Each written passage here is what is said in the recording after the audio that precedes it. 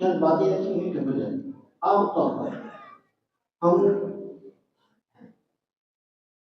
دنیا میں رہتے ہوئے بحیثیت بشر ہم سے ایسے ایسے گناہ ہوتے ہیں جس کا کبھی اندازہ بھی نہیں ہوتا. ایسے گناہ بھی ہو جاتے ہیں جسے ہمارے ایمان کی ضائع ہونے کی بھی خدشہ ہے. اس کے لیے سب سے بہتر میرے شیخ طریقہ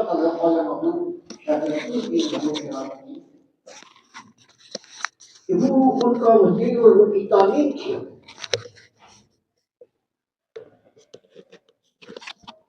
نماز فجر ہو، نماز عصر ہو، نماز ظہر ہو، نماز عشاء ہو، نماز مغرب ہو.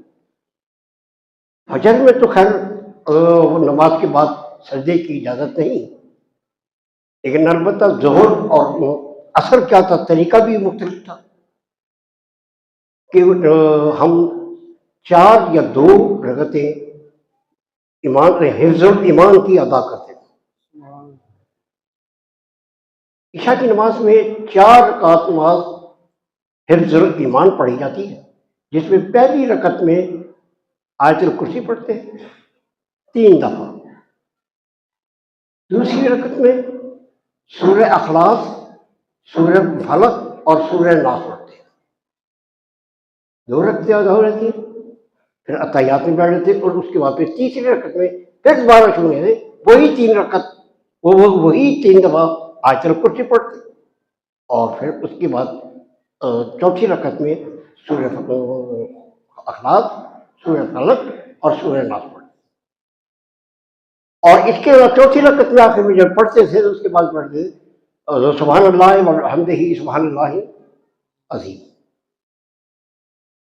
پڑھنے کے بعد آپ سجدے میں جاتے، رکوع میں جاتے، پھر سجدے میں جاتے. سجدے کرنے کے بعد جب سلام پھیر لیتے تھے تو سلام پھیرنے کے بعد ہوتا تھا کہ پھر دوبارہ سجدے میں جاتے، اور اس سجدے کے اندر کہتے یا رحمہ 21 مرتبہ یا رحمہ. جب یا رحمہ آپ نے کہتے ہیں اس کے بعد آپ احتیاط آواز میں، اور پھر اس کے بعد اللہ تبارک تعالیٰ سے، اللہ سے اپنے حبیب، ان کے حبیب احمد مصطفیٰ محمد مصطفیٰ صلی اللہ علیہ وسلم کے واسطے اور وسیلے سے اپنے ایمان کی حفاظت کی دعا فرماتے ہیں. یہ تو ہوئی برادر میں عزیز ایمان کی سلامتی کے لیے تعلیم ہماری. آج اندر چونکہ وقت تھوڑا سا ہے، اس لیے میں نے صرف عشاء کی نماز کی آپ کے لیے، پھر اس زندگی رہی، آئندہ کبھی ملاقات ہوئی تو آئندہ ملاقات میں آپ کو مغرب کی. اچھا، اس کا فائدہ کیا ہے؟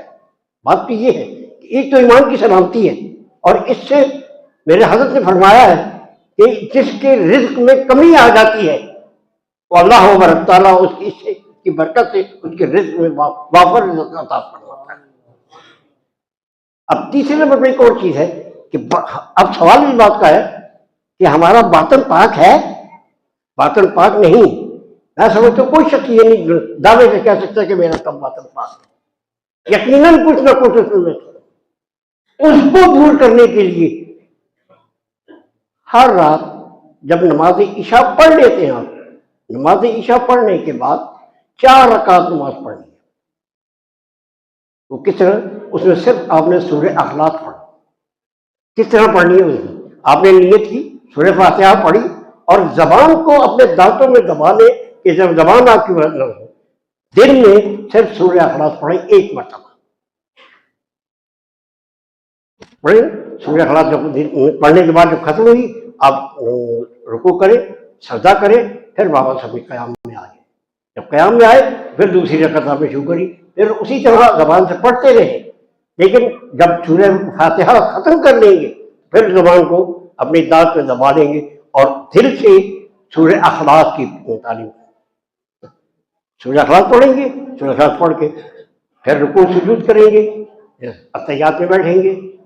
اس کا مطلب یہ کہ صرف آپ نے سورہ اخلاص جو ہے وہ زبان سے نہیں پڑھنی، وہ دل سے پڑھنی. اور اس کا اثر یہ ہوتا ہے کہ آپ کے جتنے گناہ ہوتے ہیں اس سے جل جاتے ہیں، چھڑ جاتے ہیں، اور آپ کا باطن پاک ہوتا رہتا ہے. برادر میں عزیز، آج رات آپ نے بس آزمائیے اس بات کو. لہٰذا ہماری کیا حیثیت ہے کہ قرآن کی بات کو آزمائیں گے یا اللہ کی بات کو آزمائیں گے یا بڑوں کے لیکن حالات اور واقعات آپ کو بتاتے ہیں کہ آپ کے اوپر کیا اثر ہو رہا ہے. اس کا اثر جو محسوس ہوگا وہ آپ کی طبیعت میں محسوس ہوگا کہ یہ ہم نے ہمارا باطن پاک ہو رہا ہے. آپ کی نگاہیں پاک ہو رہی, آپ کے ہاتھ پاک ہو رہے ہیں, آپ کے پیر پاک ہو رہے ہیں. یہ اس طرح میں ہے. اتنا سا مختصر تھا آج میرا پیغام تھا. اور میرے حضرت نے مجھے حکم دیا تھا کہ آج ہمارے یہاں آپ چھوٹی سی بات کیسے بتائیں اپنے ترین, کیونکہ میں کوئی تقریر کرنے نہیں آیا تھا, ایسے ملاقات کے لیے آیا تھا. آپ نے کہا کہ آج آپ اپنا یہ سبق آج ہمارے یہاں ہمارے مطلب کو دیں. تو میں امید کرتا ہوں کہ انشاءاللہ جتنے بھی حضرات بیٹھے ہیں سارے اس پر کوشش کریں گے. رزق کے لیے اور اپنے باطن کو پاک کرنے کے لیے سورہ اخلاص پڑھیے. السلام علیکم.